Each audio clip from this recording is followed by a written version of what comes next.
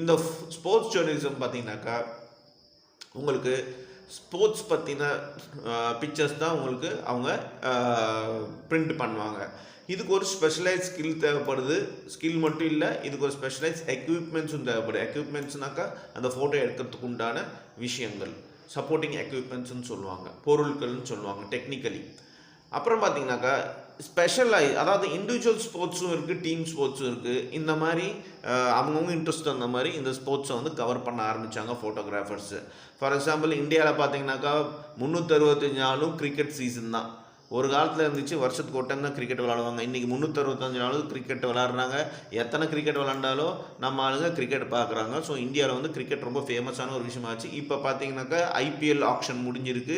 So இப்போலேருந்தே இப்போ நீங்கள் கவனிக்கலாம், ஸ்லைட்டாக நம்ம மைண்டை வந்து பிரெயின் வாஷ் பண்ண ஆரம்பிச்சிட்டாங்க மீடியாஸ் எல்லாமே. என்னென்னாக்கா கிரிக்கெட் பிளேயர்ஸ் ஒவ்வொன்றா ஆடு காட்ட ஆரம்பிச்சிட்டாங்க. கிரிக்கெட் பிளேயர்ஸோட ஆடு காட்ட